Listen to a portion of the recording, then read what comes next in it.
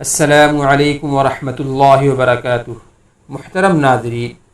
حدیث میں ایک شخص کا عجیب واقعہ بیان کیا گیا ہے۔ حضرت ابو ہریرہ رضی اللہ عنہ سے مروی ہے، فرماتے ہیں کہ ایک مرتبہ حضور اقدس صلی اللہ علیہ وسلم نے پچھلی امتوں کے ایک شخص کا واقعہ بیان فرمایا کہ ایک شخص تھا جس نے اپنی جان پر بڑا ظلم کیا تھا، بڑے بڑے گناہ کیے تھے، بڑی خراب زندگی گزاری تھی، اور جب اس کی موت کا وقت آیا تو اس نے اپنے گھر والوں سے وصیت کرتے ہوئے کہا کہ میں نے اپنی زندگی کو گناہوں اور غفلتوں میں گزار دی ہے، کوئی نیک کام تو کیا نہیں ہے، اس لیے جب میں مر جاؤں تو میری نعش کو جلا دینا، اور جو راکھ بن جائے تو اس کو بالکل باریک پیس لینا، پھر اس راکھ کو مختلف جگہوں پر تیز ہوا میں اڑا دینا تاکہ وہ ذرات دور تک چلے جائیں۔ یہ وصیت میں اس لیے کر رہا ہوں کہ اللہ کی قسم اگر میں اللہ تعالیٰ کے ہاتھ آ گیا تو مجھے اللہ تعالیٰ ایسا عذاب دیں گے کہ ایسا عذاب دنیا میں کسی اور شخص کو نہیں دیا ہوگا، اس لیے میں نے گناہ ہی ایسے کیے ہیں کہ اس عذاب کا مستحق ہوں۔ جب اس شخص کا انتقال ہو گیا تو اس کے گھر والوں نے اس کی وصیت پر عمل کرتے ہوئے اس کی نعش کو جلا دیا،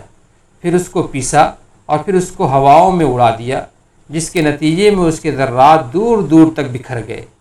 یہ تو اس کی حماقت کی بات تھی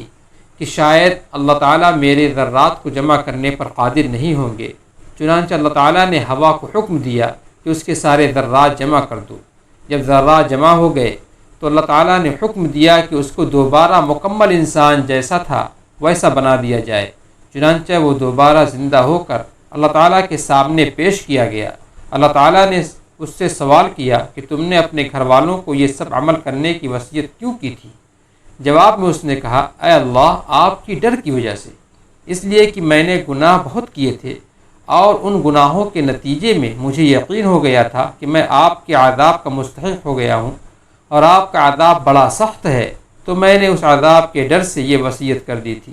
اللہ تعالیٰ فرمائیں گے، میرے ڈر کی وجہ سے تم نے یہ عمل کیا تھا، جاؤ میں نے تمہیں معاف کر دیا۔ یہ واقعہ خود حضور اقدس صلی اللہ علیہ وسلم نے بیان فرمایا اور صحیح مسلم میں صحیح سند کے ساتھ موجود ہے۔ اب ذرا سوچئے کہ اس شخص کی یہ وصیت بڑی احمقانہ تھی، بلکہ غور سے دیکھا جائے تو وہ کافرانہ تھی، اس لیے کہ وہ شخص یہ کہہ رہا تھا کہ اگر میں اللہ تعالیٰ کے ہاتھ آ گیا تو اللہ تعالیٰ مجھے بہت عذاب دے گا، لیکن اگر تم لوگوں نے مجھے جلا کر اور راکھ بنا کر اڑا دیا تو پھر اللہ تعالیٰ کے ہاتھ نہیں آؤں گا، معاذ اللہ۔ یہ عقیدہ رکھنا تو کفر اور شرک ہے، گویا کہ اللہ تعالیٰ راکھ کے ذرات جمع کرنے پر قادر نہیں ہے۔ لیکن جب اللہ تعالیٰ نے اس سے پوچھا کہ تو نے یہ کام کیوں کیا تو اس نے جواب دیا، اللہ آپ کے ڈر کی وجہ سے۔ اللہ تعالیٰ فرمائیں گے، اچھا تو جانتا تھا کہ ہم تیرے رب ہیں اور مانتا تھا کہ ہم تیرے رب ہیں، اور یہ مانتا تھا کہ تو نے ہماری نافرمانی کی ہے، اور اس نافرمانی پر تو شرمسار بھی تھا اور نادم بھی تھا، اور تو نے اپنے مرنے سے پہلے اپنے ان گناہوں پر ندامت کا اظہار کر دیا تھا، اس لیے ہم تیری مغفرت کرتے ہیں اور تجھے معاف فرماتے ہیں۔ اس واقعہ کو بیان کرنے سے حضور اقدس صلی اللہ علیہ وسلم کا مقصد یہ تھا کہ اللہ تعالیٰ کی رحمت در حقیقت بندے سے صرف ایک چیز کا مطالبہ کرتی ہے، وہ یہ ہے کہ بندہ ایک مرتبہ اپنے کیے پر سچے دل سے شرمسار ہو جائے، نادم ہو جائے، اور نادم ہو کر اس وقت جو کچھ کر سکتا ہے وہ کر گزرے، تو پھر اللہ تعالیٰ اس کی توبہ قبول کر کے اس کو معاف فرما دیتے ہیں۔ اللہ تعالیٰ ہم سب کو صحیح معنی میں